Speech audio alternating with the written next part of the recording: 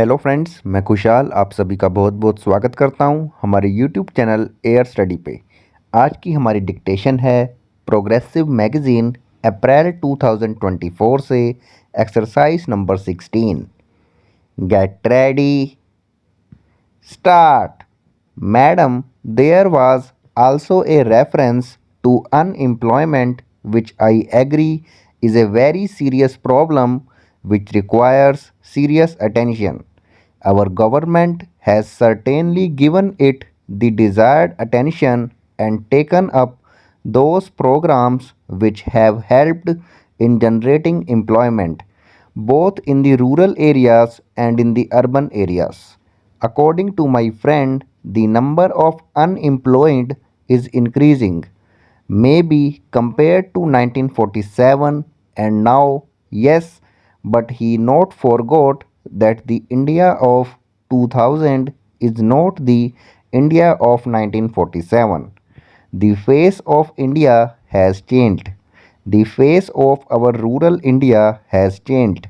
Our population, madam, has more than trebled in this intervening period. If we talk in terms of pure mathematics, then the entire population of India as on 15th August 1947 has been brought above the poverty line. But what have they themselves been doing for the poor and for the unemployed? Both in West Bengal and in Tripura have unemployed and poverty vanished from West Bengal. Has it vanished in Tripura?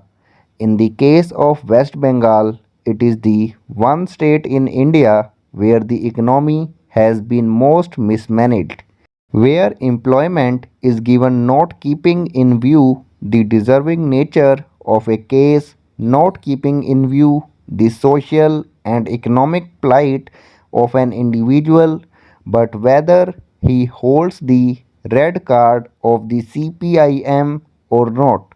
The same were appointing party cadres as school teachers without any school buildings, denying employment to genuine employed youth because the people are more inclined towards the Congress government. These friends on the other side are becoming upset to an extent that they have refused to accept the verdict of the people. They have refused to accept the mandate given by the people to Congress party even in the latest election in Tripura. Madam, coming back to the situation which prevailed last year, it is a matter of concern that we continue to have a serious challenge posed by the fundamentalists. It is well known that they have been getting the assistance from across the border where training camps have been set up. They are getting weapons from there and innocent people, including women and children, are becoming increasingly the victims of such forces. We condemn this outside interference and assistance, and we should not have any reservations. Sir, the other threat which we face because of the military build-up across our borders is also a threat for all of us to face.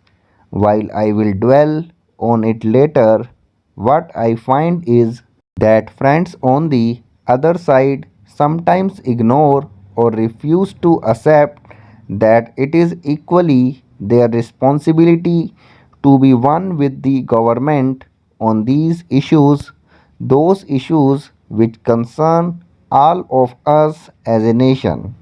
Last year, we have also seen the worst drought. The drought affected 240 districts in the country. In some parts of Saurashtra and Rajasthan, it was for the third or fourth successive year that the drought was there. And in Bengal, Assam, and parts of Bihar do had floods. It was a great challenge, and I commend the government for having geared itself up.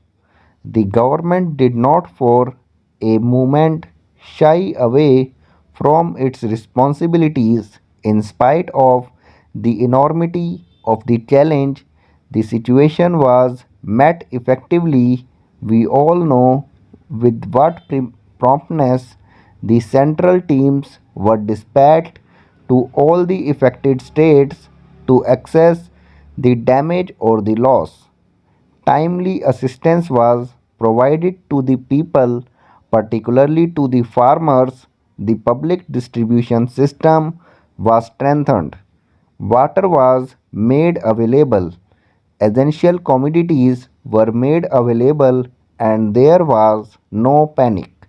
In any other country, particularly in a developing country, a crisis of this magnitude would have resulted in panic.